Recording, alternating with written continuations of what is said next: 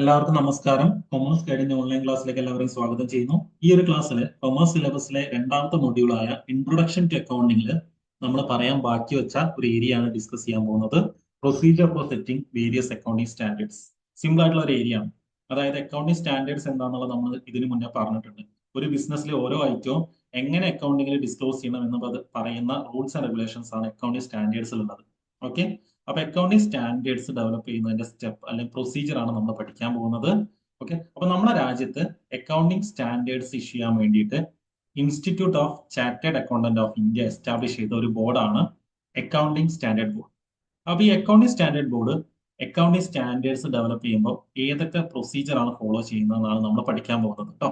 Okay, അപ്പൊ അതിൽ ഒന്നാമത്തെ സ്റ്റേജ് അല്ലെ ഒന്നാമത്തെ സ്റ്റെപ്പ് എന്ന് പറയുന്നത് identification of A need for a new or revised standard. അതായത് പുതിയൊരു സ്റ്റാൻഡേർഡ് അല്ലെങ്കിൽ എക്സിസ്റ്റിംഗ് സ്റ്റാൻഡേർഡ് റിവൈസ് ചെയ്യുക എന്നതിന്റെ ഒരു നീഡ്, ആവശ്യകത ഐഡന്റിഫൈ ചെയ്യലാണ് ഒന്നാമത്തെ സ്റ്റെപ്പ്. ഓക്കെ, അപ്പൊ ഈ നീഡ് ഏതൊക്കെ ഏരിയയിൽ നിന്ന് ഐഡന്റിഫൈ ചെയ്യാൻ പറ്റും? ഒന്ന്, ഇക്കണോമിക് അല്ലെങ്കിൽ ബിസിനസ് എൻവയോൺമെന്റ് എന്തെങ്കിലും ചേഞ്ച് ഉണ്ടെങ്കിൽ അവിടുന്ന് ഐഡന്റിഫൈ ചെയ്യാൻ പറ്റും. അല്ലെങ്കിൽ IFRS ആയിട്ട് കൺവേർട്ട് ചെയ്യണം എന്നൊരു ആവശ്യകത വരികയാണെങ്കിൽ പുതിയൊരു സ്റ്റാൻഡേർഡിന്റെ ആവശ്യകത ഐഡന്റിഫൈ ചെയ്യാൻ പറ്റും. എക്സിസ്റ്റിംഗ് ആയിട്ടുള്ള സ്റ്റാൻഡേർഡ്സിൽ ഗ്യാപ്പോ കോൺഫ്ലിക്റ്റുകളോ ഉണ്ടെങ്കിൽ ഒരു പുതിയൊരു സ്റ്റാൻഡേർഡിന്റെ നീഡ് ഐഡന്റിഫൈ ചെയ്യാൻ പറ്റും.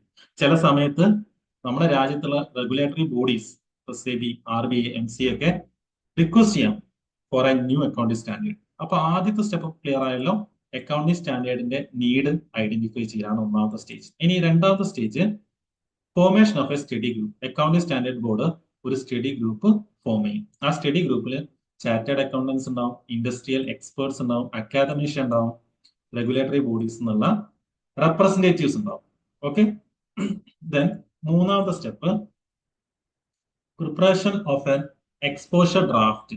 ഒരു എക്സ്പോഷർ ഡ്രാഫ്റ്റ് എന്ത് ചെയ്യാം? പ്രിപ്പയർ ചെയ്യാം. അക്കൗണ്ടിംഗ് സ്റ്റാൻഡേർഡ് ബോർഡ് ചേഞ്ച് ചെയ്യാൻ പോകുന്ന അല്ലെങ്കിൽ ഇൻട്രൊഡ്യൂസ് ചെയ്യാൻ പോകുന്ന പുതിയ അക്കൗണ്ടിംഗ് സ്റ്റാൻഡേർഡിന്റെ ഒരു ഡ്രാഫ്റ്റ് പ്രിപ്പയർ ചെയ്യും. അതിൽ എന്തൊക്കെ കാര്യങ്ങൾ ഉണ്ടാവും? പ്രൊപ്പോസ്ഡ് അക്കൗണ്ടിങ് ട്രീറ്റ്മെന്റ് ഉണ്ടാവും അല്ലെ, എങ്ങനെ അക്കൗണ്ടിങ്ങിൽ ട്രീറ്റ് ചെയ്യണം എന്നതിന്റെ കാര്യങ്ങൾ ഉണ്ടാവും. അതേപോലെ തന്നെ എന്തെങ്കിലും ചേഞ്ച് വന്നിട്ടുണ്ടെങ്കിൽ ആ ചേഞ്ചിന്റെ ഡീറ്റെയിൽസ് ഉണ്ടാവും. IFRS ആയിട്ടുള്ള കമ്പാരിസൺ ഉണ്ടാവും. ഓക്കെ, മൂന്നാമത്തെ സ്റ്റേജിൽ അക്കൗണ്ടിംഗ് സ്റ്റാൻഡേർഡ് ബോർഡ് ഒരു എക്സ്പോഷർ ഡ്രാഫ്റ്റ് പ്രിപ്പയർ ചെയ്യും. ദെൻ ഈ exposure draft institute of chartered accountant of ഇന്ത്യയുടെ വെബ്സൈറ്റിൽ പബ്ലിഷ് ചെയ്യും ഫോർ പബ്ലിക് കമന്റ്. ഓക്കെ, മൂന്നാമത്തെ സ്റ്റെപ്പ് ക്ലിയർ ആയല്ലോ. ഇനി നാലാമത്തെ സ്റ്റെപ്പാണ് പബ്ലിക് കൺസൾട്ടേഷൻ ആൻഡ് ഫീഡ്ബാക്ക്. അതായത് പബ്ലിക്കിന്റെ കയ്യിൽ നിന്ന് ഫീഡ്ബാക്ക് അനലൈസ് ചെയ്യാം. ഓക്കെ, അതിൽ സ്റ്റേക്ക് ഹോൾഡേഴ്സിന് അവരുടെ റിട്ടേൺ കമന്റ് അല്ലെങ്കിൽ റിട്ടേൺ ആയിട്ട് കമന്റ് ചെയ്യാനുള്ള ഒരു അവസരം ഉണ്ടാക്കാം. ദെൻ അതില് അക്കൗണ്ടിംഗ് സ്റ്റാൻഡേർഡ് ബോർഡ് ഇൻഡസ്ട്രിയൽ ബോഡീസുമായിട്ട് മീറ്റിംഗ് സംഘടിപ്പിക്കും. അതേപോലെ തന്നെ റെഗുലേറ്ററി കൺസൾട്ടേഷൻ നടത്തും. SEBI അല്ലെങ്കിൽ RBI, RDA, MCA ഒക്കെ ആയിട്ട് റെഗുലേറ്ററി കൺസൾട്ടേഷൻ നടത്തും. അതാണ് നാലാമത്തെ സ്റ്റെപ്പ് കേട്ടോ. ഇനി അഞ്ചാമത്തത് review of comments and finalisation. അതായത് പബ്ലിക്കിന്റെ കമന്റ്സ് റിവ്യൂ ചെയ്യും. ഓക്കെ, അനലൈസ് ചെയ്യും. അങ്ങനെ എന്തെങ്കിലും ഡ്രാഫ്റ്റിൽ എന്തെങ്കിലും ചേഞ്ച് വരുത്തണമെന്നുണ്ടെങ്കിൽ അല്ലെങ്കിൽ മോഡിഫിക്കേഷൻ വരുത്തണമെന്നുണ്ടെങ്കിൽ അങ്ങനെ വരുത്തും. ഓക്കെ, ദെൻ അവസാനം ഈ final draft national advisory committee on accounting standard അതായത് NACAS സബ്മിറ്റ് ചെയ്യും ഫോർ അപ്രൂവൽ. ക്ലിയർ ആയല്ലോ. അപ്പൊ അതാണ് അഞ്ചാമത്തെ സ്റ്റെപ്പ് കേട്ടോ. ഇനി ആറാമത്തെ step approval by NACAS and notification by MCA. ഈ NACAS ഈ അക്കൗണ്ടിംഗ് സ്റ്റാൻഡേർഡ് റിവ്യൂ നടത്തിയിട്ട് അപ്രൂവൽ കൊടുക്കും. ദെൻ അപ്രൂവൽ കൊടുത്തതിന് ശേഷം മിനിസ്ട്രി ഓഫ് കോർപ്പറേറ്റ് അഫയേഴ്സ് ഇത് കമ്പനീസ് ആക്ട് 2013 നോട്ടിഫൈ ചെയ്യും. ക്ലിയർ ആയല്ലോ. ഇനി ഏഴാമത്തെ സ്റ്റെപ്പ് ഇംപ്ലിമെന്റേഷൻ ആൻഡ് കംപ്ലൈൻസ് ആണ്. അതായത് ഈ പുതിയതായിട്ട് ഇൻട്രൊഡ്യൂസ് ചെയ്തിട്ടുള്ള ഈ അക്കൗണ്ടിംഗ് സ്റ്റാൻഡേർഡ്സ് ഇംപ്ലിമെന്റ് ചെയ്യും. ഓക്കെ, ക്ലിയർ ആയല്ലോ. അതിൽ ഏത് ഡേറ്റ് മുതലാണ് ഇത് അപ്ലിക്കബിൾ എന്ന് പറയും, ഗൈഡ് ലൈൻസ് ഇഷ്യൂ ചെയ്യും, വർക്ക്ഷോപ്പ് സംഘടിപ്പിക്കും, അല്ലെങ്കിൽ ട്രെയിനിങ് പ്രൊവൈഡ് ചെയ്യും. അതായത് പുതിയ സ്റ്റാൻഡേർഡ് എങ്ങനെയാണെന്നുള്ളതിന്റെ വർക്ക്ഷോപ്പ് അല്ലെങ്കിൽ ട്രെയിനിങ് പ്രൊവൈഡ് ചെയ്യും. അപ്പൊ അതാണ് ഏഴാമത്തെ സ്റ്റേജ്. ദെൻ എട്ടാമത്തെ സ്റ്റേജ് പോസ്റ്റ് ഇംപ്ലിമെന്റേഷൻ റിവ്യൂ ആണ്. അതായത് ഈ പുതിയൊരു അക്കൗണ്ടിംഗ് സ്റ്റാൻഡേർഡ് അല്ലെങ്കിൽ എക്സിസ്റ്റിംഗ് ആയിട്ടുള്ള അക്കൗണ്ടിംഗ് സ്റ്റാൻഡേർഡ് ചേഞ്ച് വരുത്തിയത് ഇംപ്ലിമെന്റ് ചെയ്തതിന് ശേഷം അത് റിവ്യൂ ചെയ്യാം.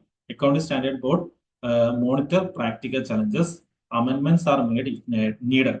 അതായത് ഈ ഇംപ്ലിമെന്റ് ചെയ്തിട്ടുള്ള അല്ലെങ്കിൽ നേരത്തെ എസ്റ്റാബ്ലിഷ് ചെയ്തിട്ടുള്ള അക്കൗണ്ടിംഗ് സ്റ്റാൻഡേർഡ്സിന്റെ പ്രാക്ടിക്കൽ ആയിട്ടുള്ള ചലഞ്ചസ് മോണിറ്റർ ചെയ്യും അല്ലെങ്കിൽ റിവ്യൂ ചെയ്യും. ഇനി എന്തെങ്കിലും ചേഞ്ച് വരുത്തണമെങ്കിൽ അത് വരും. അതാണ് എട്ടാമത്തെ സ്റ്റേജ് കേട്ടോ. ഇത് ജസ്റ്റ് ഒന്ന് അറിഞ്ഞിരുന്നാൽ മതി. ഈ സ്റ്റേജ് മാത്രം ഒന്ന് ഓടിച്ചു പോവാട്ടോ. അത്ര ഇമ്പോർട്ടന്റ് ആയിട്ടുള്ള കാര്യങ്ങളല്ല, ഒന്ന് ഓർത്തിരുന്നാൽ മതി കേട്ടോ. ഓക്കെ, അപ്പൊ ഇത്രയും കാര്യങ്ങളാണ് നമ്മൾ ഇന്നത്തെ ക്ലാസ്സിൽ ഡിസ്കസ് ചെയ്യുന്നത്. ഇനി ഏതെങ്കിലും ഒരു ഏരിയ നമുക്ക് ഡിസ്കസ് ചെയ്യണമെന്ന് തോന്നുകയാണെങ്കിൽ എനിക്ക് ഇതിൽ കമന്റ് ആയിട്ട് പറയാട്ടോ. ഓക്കെ, അപ്പൊ നമ്മൾ കൂടുതലും ഫ്രീ ക്ലാസ്സസ് ആണ് നിങ്ങൾക്ക് പ്രൊവൈഡ് ചെയ്യുന്നത്. അതുകൊണ്ട് നിങ്ങൾ ചാനൽ സബ്സ്ക്രൈബ് ചെയ്യുക. ബാക്കി നമുക്ക് അടുത്ത ക്ലാസ്സിൽ നോക്കാം. Okay, thank you.